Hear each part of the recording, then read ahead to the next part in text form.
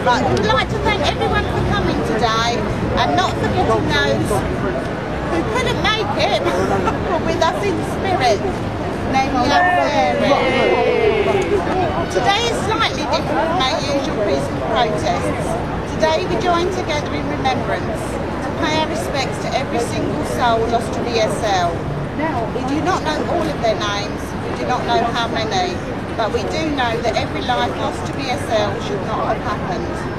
They have all lost their lives for no other reason than looking a certain way. Today we remember not only those who are no longer here, but also their families, the people who lost their companions, those people who will carry that pain with them until they are reunited.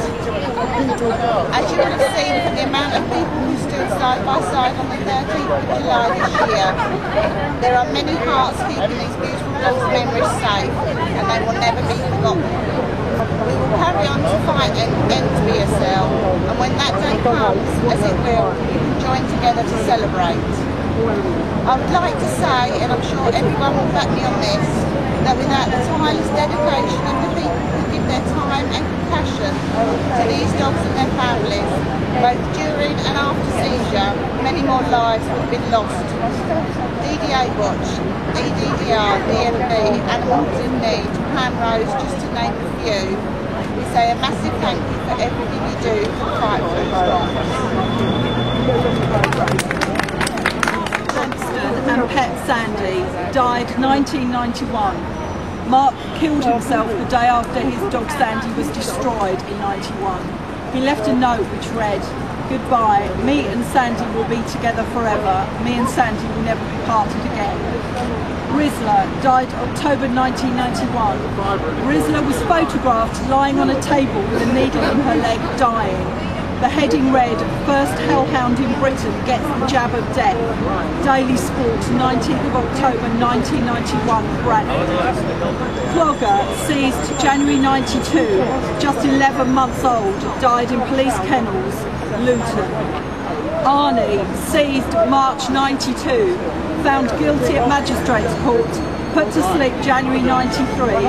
Much loved family pet, family left bereaved to this day.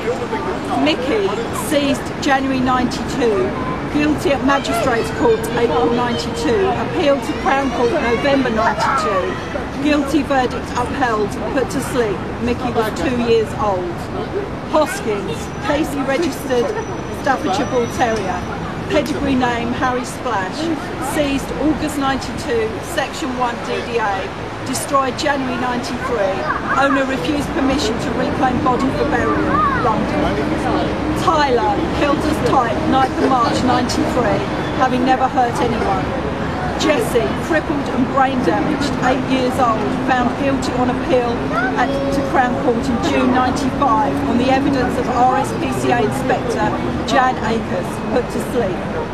Otis, killed as type 8th of February 96, having never hurt anyone. Buster, seized January 93, guilty under Section 1 DDA. Appeal to Crown Court, lost, but court granted 28-day reprieve to draft further appeal, but Buster had been taken from kennel and put to sleep that same day. Rest in peace, 96.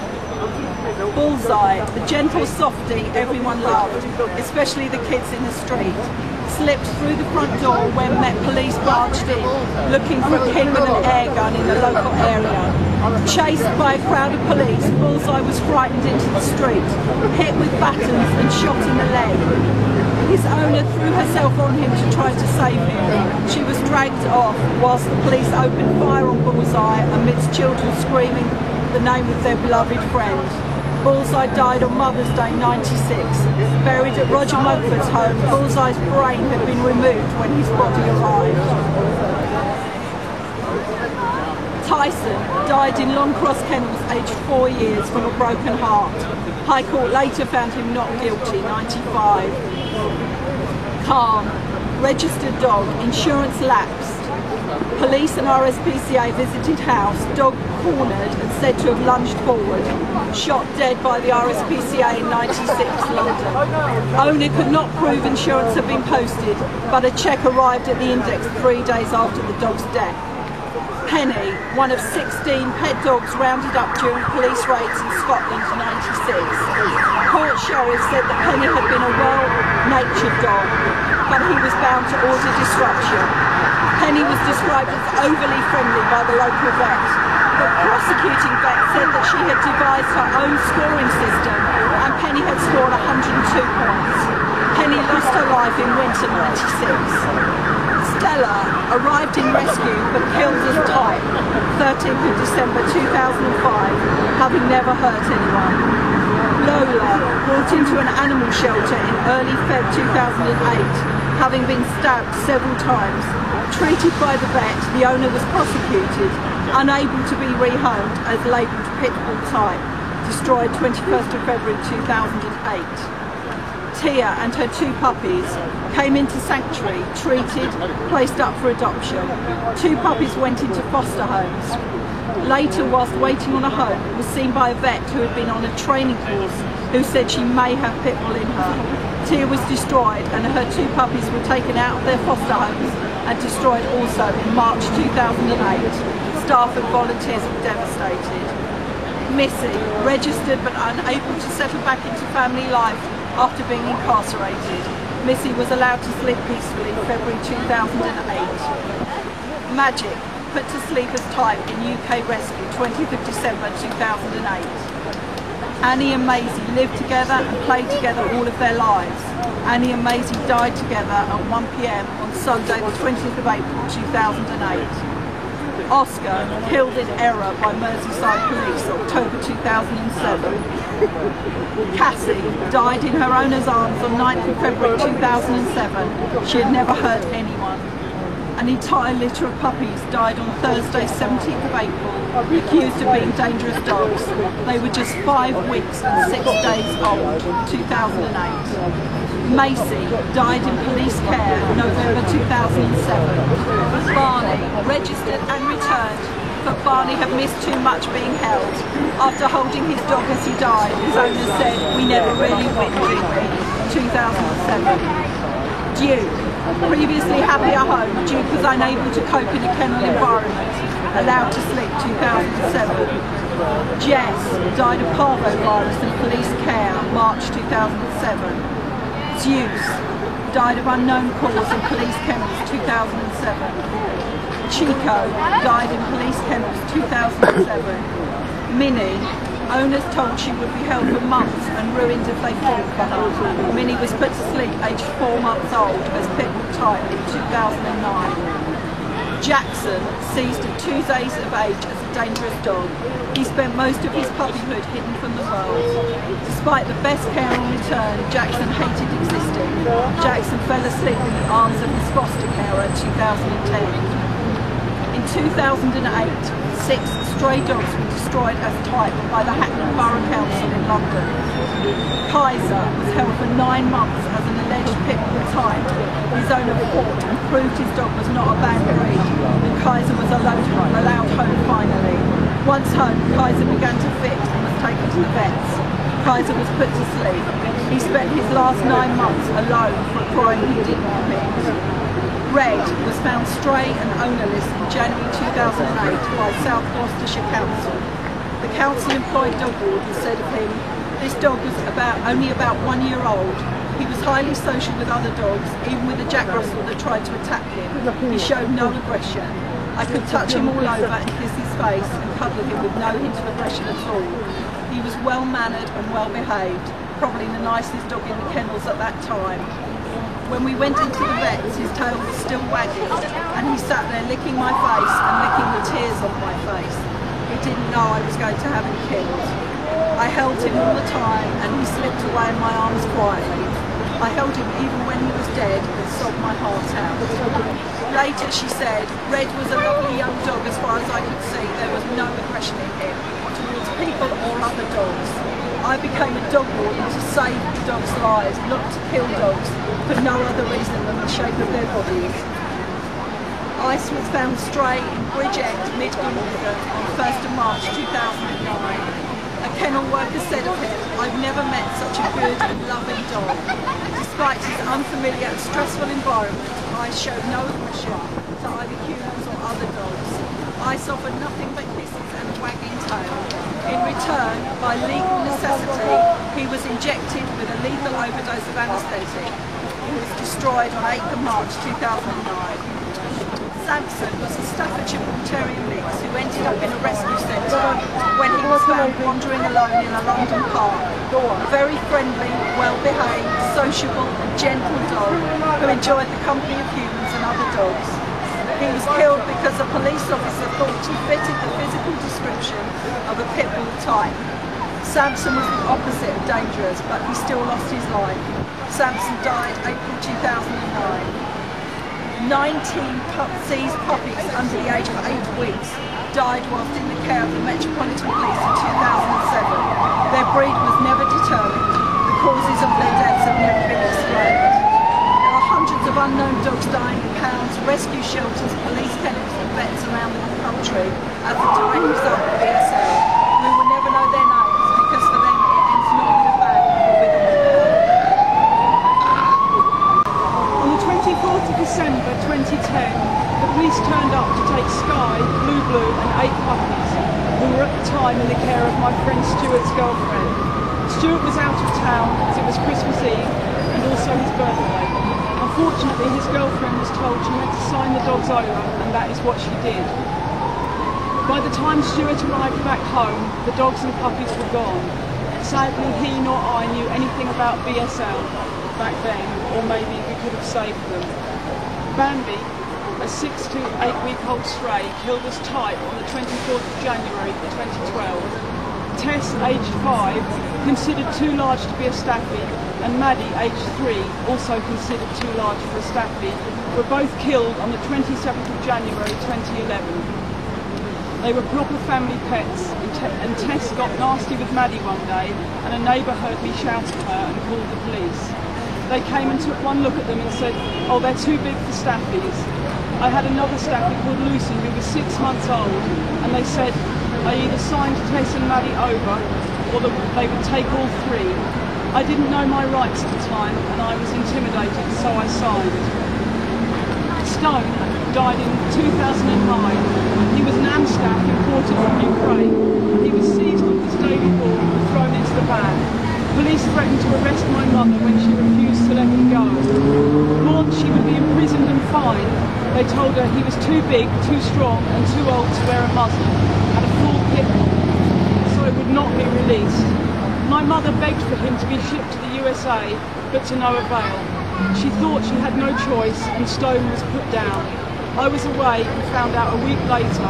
I was too late and still cannot get over knowing that he was killed for the way he looked. Elmo was an unclaimed stray put to sleep because of how he looked April 2012 in South Gloucestershire. Fudge was a young pup in a loving home settling down for the evening with her owner when there was a knock at the door. Her owner opened the door to find police officers the other side looking for a dangerous dog. They said they would be seizing Fudge and asked her owner to sign consent. Her owner later found she had actually signed Fudge's death warrant, and Fudge died on the 22nd of March 2011. Buju was seized in 2010 from the owner's friend's back garden with a few other dogs. He was put down as pit bull type. The original owner found out later. Jojo was picked up as a stray and put down as pit bull type in 2010. He was a Staffy cross. Lennox was seized in Northern Ireland as a banned breed type, despite never having hurt anyone, and after a 2-year court battle, Lennox was ordered to be destroyed. Lennox died on the 11th of July 2012. Diamond was seized at home in 2010. Police refused to accept Diamond as Staffordshire Bull Terrier and forced the owner to sign over as she didn't want to be arrested or leave her toddler behind. Diamond was put down as pit bull type. These are dogs named from one local authority pound in South Wales. They were all strays that at one time had an owner, but once abandoned or relinquished were identified as being illegal types by the police, who regularly visit the pound. With no owner to fight for their lives, they were destroyed at the end of their 7 days and died alone with strangers. Their only crime was to be born in the wrong skin. The law may have let them down, but we will never forget them, and they are the ones that inspire us each and every day in the fight against BSL. Their names are Boris, Jackson, Jake, Jasper, Joseph, Larry, Maisie, Sam, Shadow, Taz and Tommy. Rest in peace.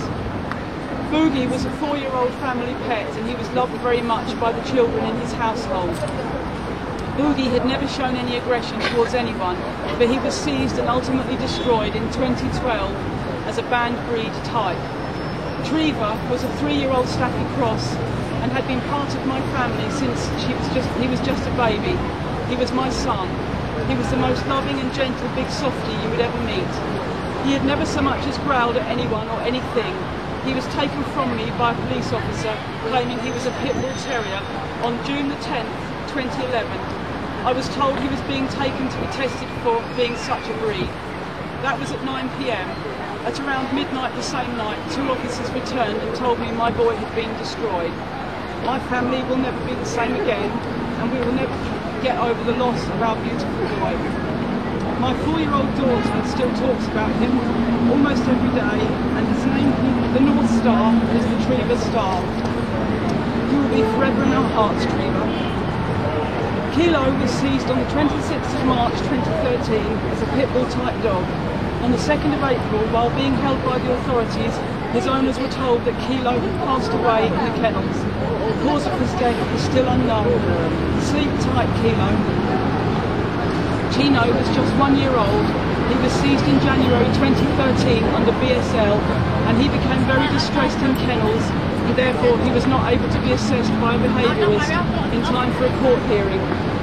The behaviourist requested that Chino's owner should be present when a second attempt to assess Chino was planned, but the request was denied by the authorities and Chino was put to sleep sometime in April 2013, not knowing his owner was trying to save him. Chino's owner doesn't even know the date his dog died. He has no closure, no collar, nothing left but happy memories of his much-loved dog. Rest in peace, Chino, you will never be forgotten. Micah was killed for being of pit bull type in June 2013. She went to sleep while eating biscuits and happily wagging her tail with the strangers who had tried to save her. Micah looked like an ordinary lovable mongrel. She could have been anyone's much-loved dog. Sadly, nobody came forward to claim her, and she died as a stray for no reason at all, other than her beautiful face and body. We will never forget you, Micah. You were loved by those whose hearts you touched. Of 9 puppies whose mother was seized in December 2012 in Bournemouth, only 2 made it out of police kennels alive, once the puppies had been assessed by a breed ID expert. The other 7 pups were found to be a pit bull type at around 6 months old and were put to sleep. Rest in peace, babies. You did not deserve to die. You should have been allowed to be puppies and live your lives with people who would love and care for you. The puppy's mother was released once exempted. Fudge was seized by Merseyside police as a pit bull type dog. His owner was taken to court, and despite Fudge never having behaved dangerously, Fudge was ordered to be destroyed. His owner appealed and made clear her intention to judicially review the situation. However, on April the 22nd, despite being fully aware the case was still subject to legal challenges, Merseyside police arranged to have Fudge destroyed. Fudge died on the 22nd of April at 4:40 p.m. His owner has been left heartbroken by the loss of her best friend, a dog that loved anyone he met. Rest in peace, Fudge. Capone was a much-loved 7-year-old pet dog, and he was seized in July 2012 as a pit bull type. Capone's owner would never see him again, despite doing everything he could legally to be reunited with his beloved dog. Capone was put to sleep in police kennels in April 2013, 9 long months after he was parting from his family. Capone's owner is still waiting for an explanation as to why he could not be allowed to be with Capone when he took his final breath. Rest in peace, Capone. You were loved. Luger was born in September 2008, a Staffordshire Bull Terrier crossed with an English Bull Terrier. He was adopted from Battersea Dogs Home and much loved by his family.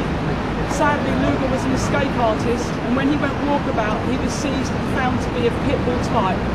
Luger's family moved house and they believe paperwork was lost relating to Luger being exempted. Sometime in the summer of 2012, Luger was put to sleep in police kennels and his family never found out what went wrong.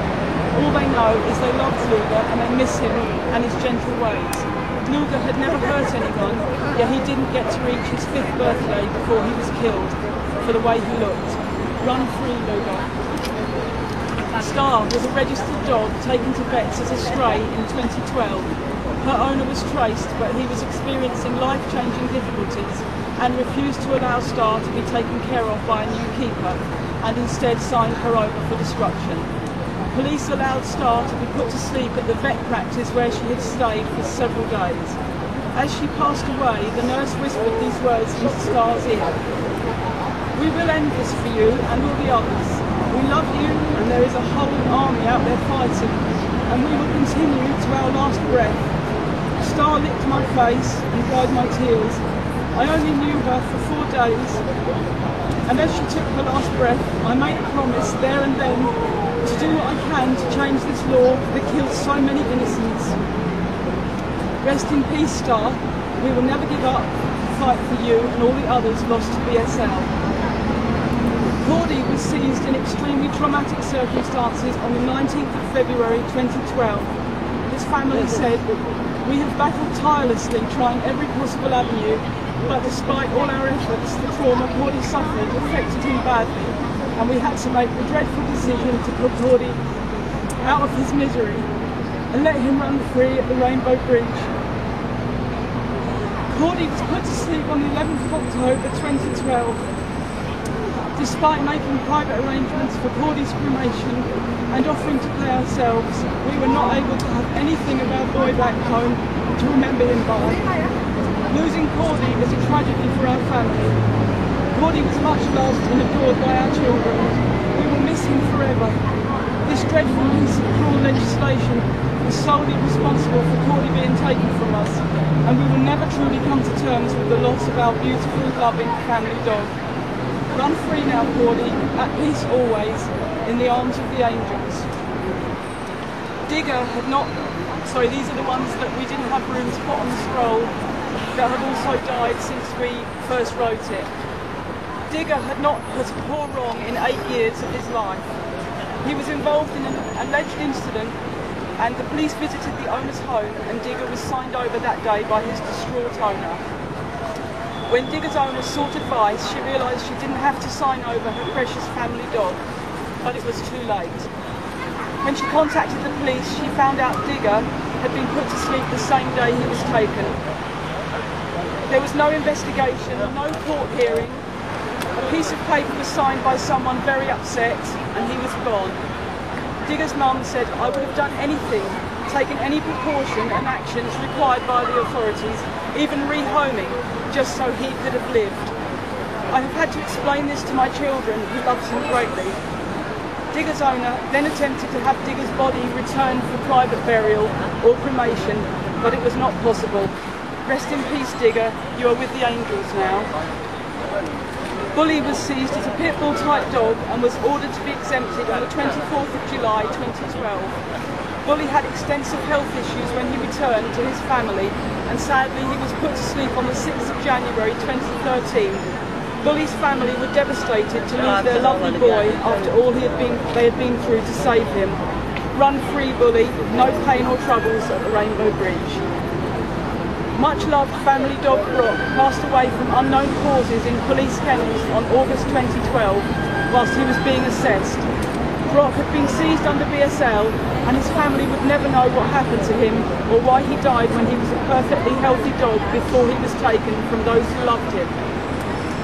Rest in peace, Brock. You were loved and cared about and you are greatly missed. Millie, who was loved so much by her family, just couldn't cope with life after seizure.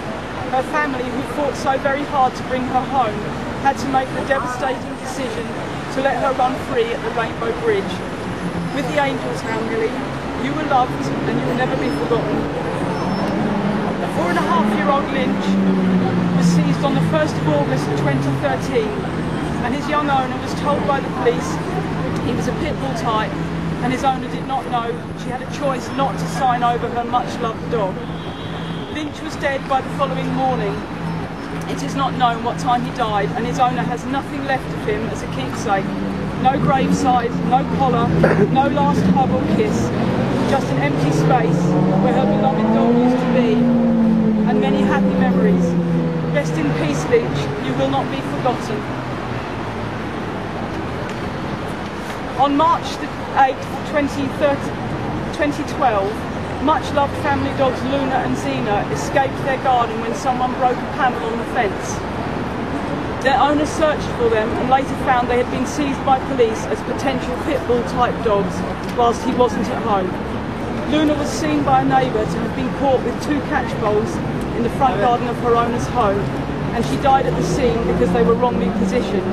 The cause of her death was asphyxiation, and Luna's heartbroken owner did not know which of his dogs had died until he collected the ashes from a vet and he was told it was Luna.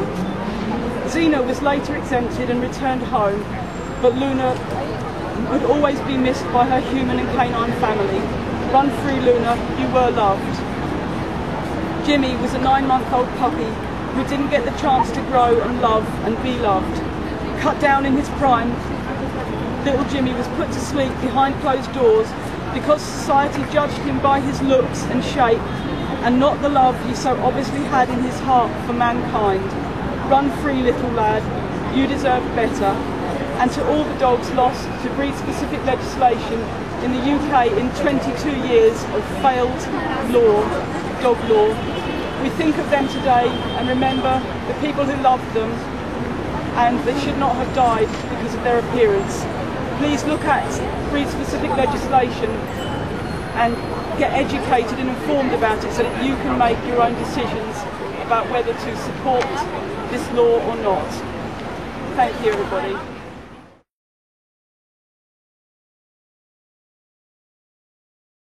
Rainbow Bridge.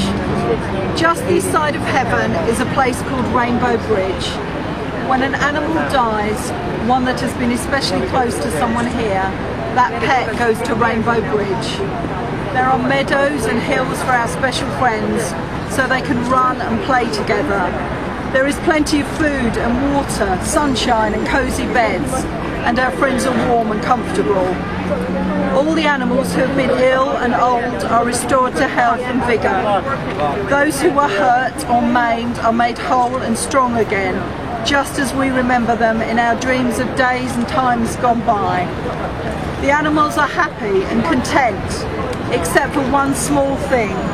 They each miss someone very special, someone who had to be left behind. They all run and play together, but the day comes when one suddenly stops and looks into the distance.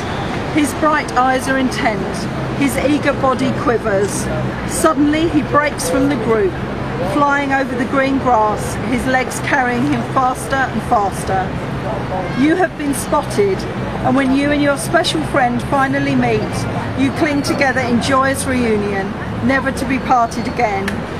The happy kisses rain on your face, your hands again caress the beloved head, and you look once more into the trusting eyes of your pet, so long gone but never absent from your heart. Then you cross the Rainbow Bridge together.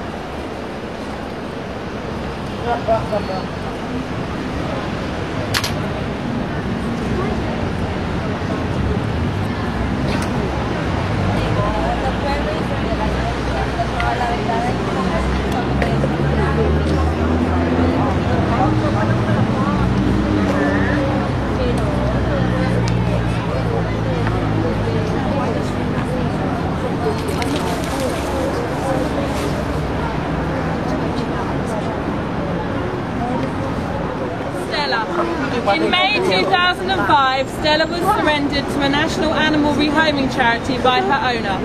Stella was assessed by the charity, who found her to be of friendly and stable temperament and was spayed, vaccinated and microchipped.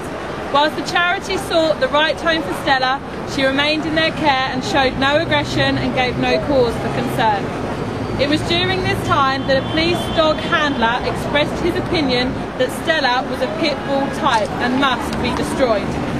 Staff at the shelter tries to raise funds to send Stella to a sanctuary overseas, but were informed erroneously they were not permitted to export or rehome the dog.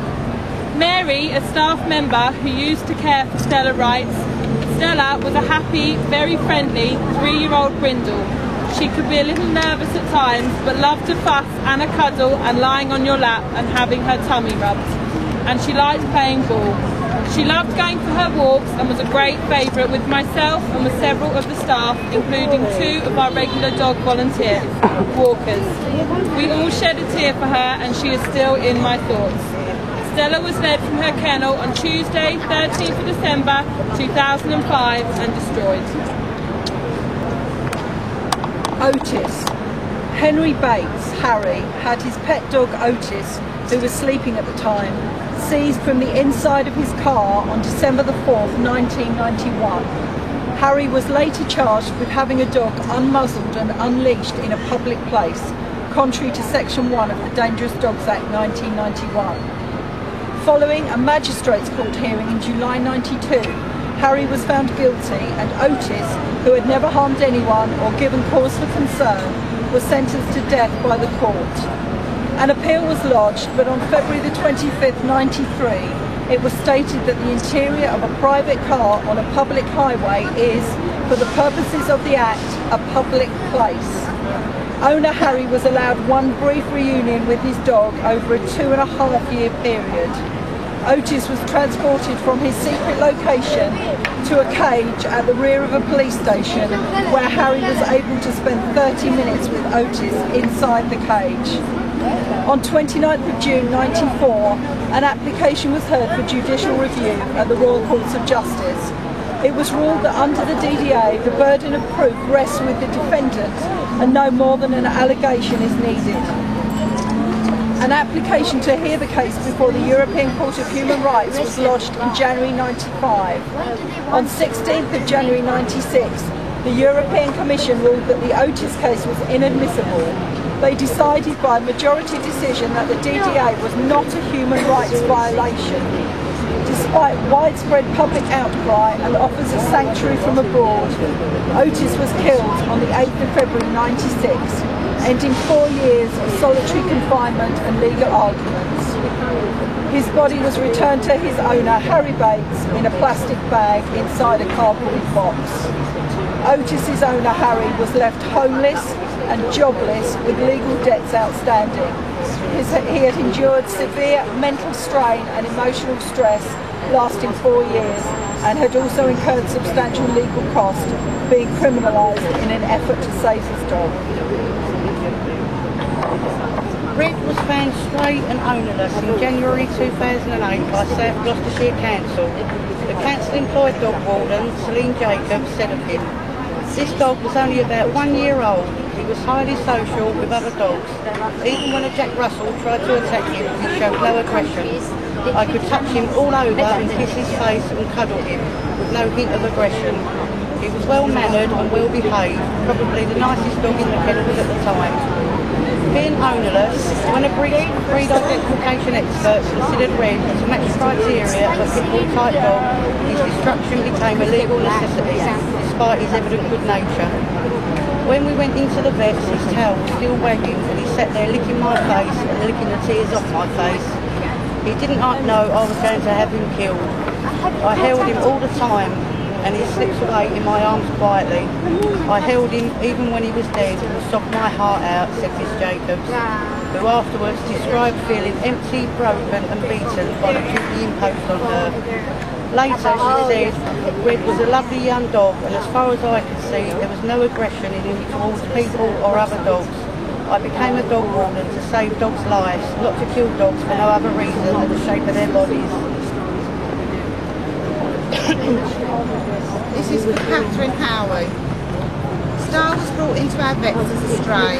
Friendly, lovely, loving girl. Sadly, I noticed she had an exempted dog index tattoo on her inner thigh. So weighing up the options and knowing what reporting her would do, I contacted the microchip company to get the details of the registered owner. Sadly, this was not straightforward. The plan was to hand her back and give them a strong talking to about the dangers of allowing an exempted dog to stray. On contacting the number, it turned out that her owner was in prison and had left Star with a friend. He hadn't made appropriate choices or decisions, nor had he asked for his friend to look after her officially. The whole time, all she wanted was love and cuddles, and was really one of the nicest dogs I'd ever met. The chap looking after her called us back and informed us that his wife was 7 months pregnant and they didn't want to take Star back. At this point, I sat with her asleep on my lap, explaining to the carer what would happen. He didn't care, as so many don't. So my next step, sadly, was to be contacting the police under advisement. The police tracked down the owner in prison and asked if he would sign her over to another keeper. As I was, by that point, completely smitten, I would have taken her on conditions and all. The owner refused and said that if he couldn't have her, nobody could. I knew what would happen next. Some may criticise and say she should have been rehomed quietly, but I disagree. If we are to be responsible and end breed-specific legislation, we must do it with honesty and integrity. The police came to our practice to seize her with a destruction order, but allowed us to euthanise her at the surgery. I held her tight and whispered in her ear, "We will for you and all the others. We will love you. There is a whole army out there fighting, and we will continue to our last breath."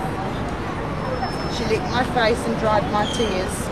I only knew her for 4 days, and as she took her last breath, I made a promise, there and then, to do what I can to help change this law that kills so many innocents. R.I.P. Star. We will never give up the fight for you and all the others lost to BSL. Cassie was bought as a puppy in May 2005. Being responsible, her owners had Cassie microchipped, which allowed her to be returned when she went missing for 3 months after being stolen from a vehicle and found as a stray. On the 6th of February 2007, Cassie's owners approached police for advice following requests in the media from the police. They were told she would be looked at to see if they thought she looked like a pit bull type. If they thought she did, then they would take her away. They were told that if they refused to sign her over to be killed, they would seize her and put her in kennels while they would take her to court. It didn't matter whether Cassie was a fantastic family dog who had never hurt anyone. If she looked wrong and they didn't sign her over for them to kill her, then they would take her from me. That evening, while the family was away from home, they were contacted by a police dog officer who told them he was outside their house and would return with the intention to seize their dog.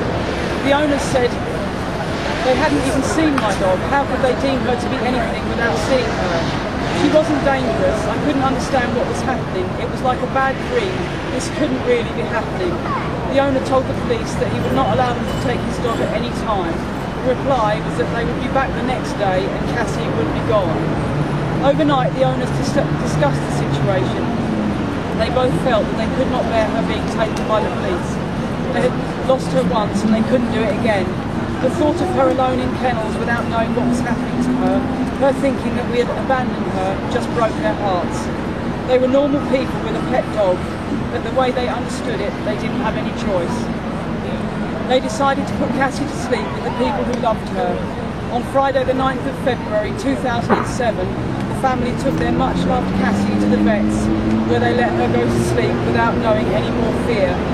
Cassie died in their arms, the same arms that cuddled her on their chests when she was a baby, the same arms that held her when they were reunited, the same arms that hugged her when she crept up to give out her kisses. Cassie was gone. Carol from Liverpool. I had a beautiful puppy named Fudge. She was adorable and so loved. She lives at Rainbow Bridge now because some people who never knew her decided that she looked like a breed that is banned here in the UK. Not once had she bitten, attacked or even barked at anyone. She was a baby, just 5 months old, discovering life around her, loved having her belly tickled and walks in the park. Sadly, she can't ever have those things again. Because of how she looked, she was deemed dangerous and killed before she had the chance to grow up. They took her in the dead of night and gave her a lethal injection to kill her. She was alone except for strangers she didn't know. I pray she wasn't scared. She was sleeping when they came. Then she was put into the back of a police van. She hated loud noises and that door slamming was loud. BSL is a murderous law that makes this all legal. How can something so cruel be legal? Fudge is free of this cruel world now, but my heart is forever broken and I need to fight to stop anyone else's heart feeling this pain. Coming today to our memorial service event for all the dogs, the innocent canine victims that have been lost in 22 years of breed-specific legislation in the UK. We're here to remember the innocent family pets that have been lost, killed or restricted under failed legislation. I'd like to introduce my colleague Sian Morton from DDA Watch, and she's going to tell you a bit about how this law works and how it affects people. Over to Sian. I struggled with what to say today, so I've decided to tell you a little bit about what it's like to be a volunteer for an organisation such as DDA Watch.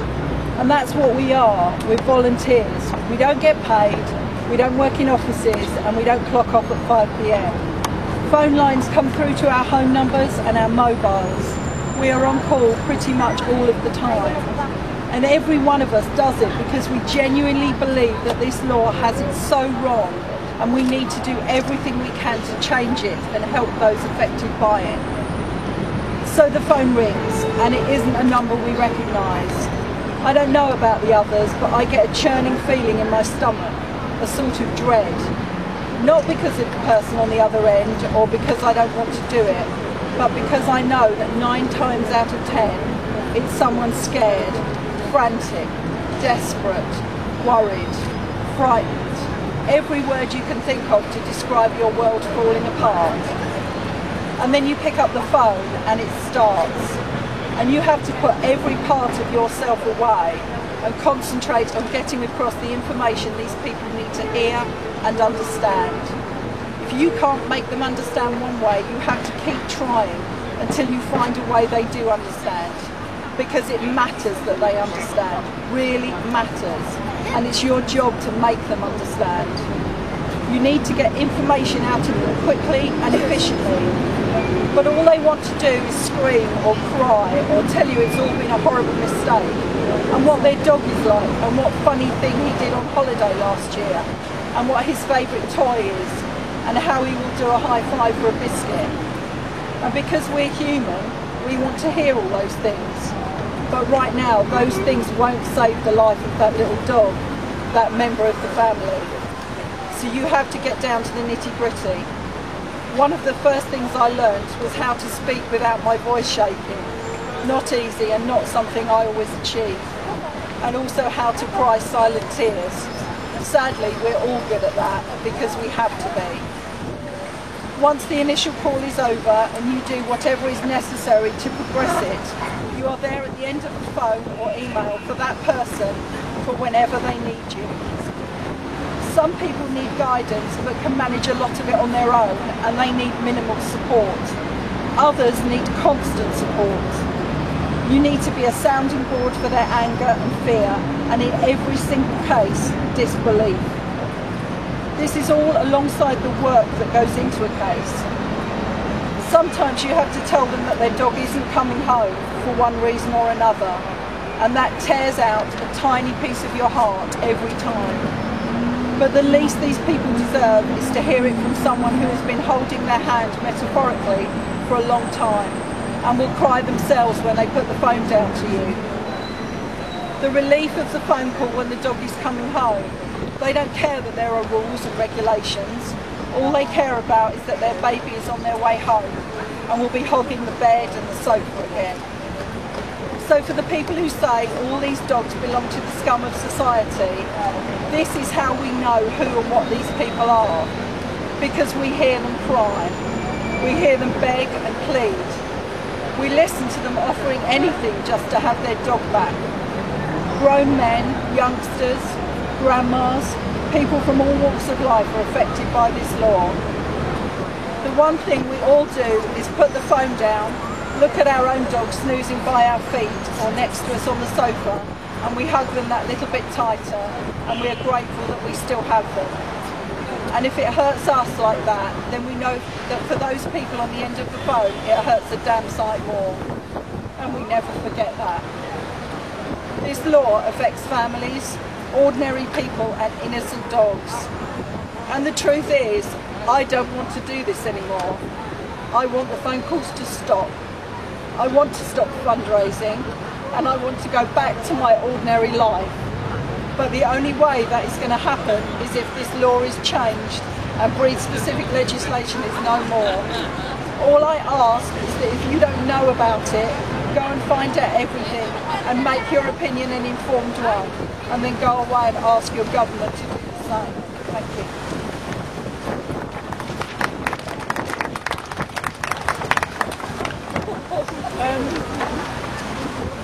I wanted to just read something about those that are left behind when a dog is seized. Everybody thinks about, obviously, the owner, the family, but sometimes when a dog is seized, there is a furry member of the family that's also left behind. This was going to be a song, but it's just a poem at the moment. But it's written from the perspective of a dog that's been seized, thinking about back home and his best friend that he's left behind. So it's called If I Don't Make It Home. If I don't make it home, Mum, give my treats to Charlie. If I don't make it home, I'll be waiting at the bridge. If I don't make it home, Dad, I know you brought the army. I know that you're still crying. You did everything you could. If I don't see your faces waiting by the doorway, you'll know they wouldn't bring me back where I belong. If I don't feel the kindness, I'll know that you're not with me. I'll hope and go on hoping for you to bring me home. I don't know why they took me and left me in this prison. I don't know why they keep me far away from you. I only know I miss you and I need to be with you. Oh, please come and get me. I know you need me too. If I don't make it home, Mum, give my bed to Charlie. Tell him that I miss him and the games we used to play. If I don't make it home, Dad, you'll always be beside me. I remember how you told me that you would find a way. Thank you. We'd like to thank Caroline Murphy, who's done such a magnificent job, as always, in arranging these gatherings and events and protests to try to end this terrible law. Thank you, Caroline, and Roger, and Anne, and everybody that's made this happen. I would just like to say thank you to everyone who's come today, and the people that couldn't make it here but would have if they could. When we all stand together, we can beat this law, we can save these dogs. Brighton are looking to do a protest in September, so if you could all make it there, it would be brilliant. And we are looking to do one again in London at the end of the year, October, November time. I'd just like to say on behalf of everyone, thank you all so much for coming today.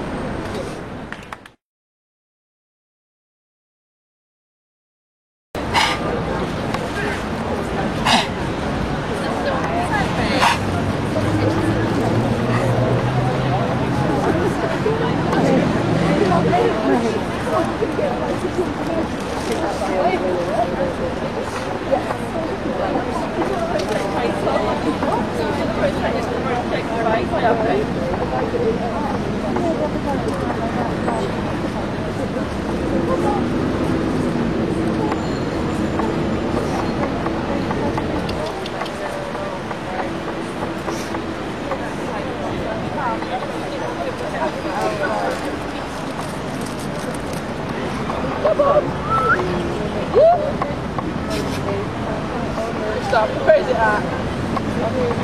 Where's the bird say? Where's the bird say?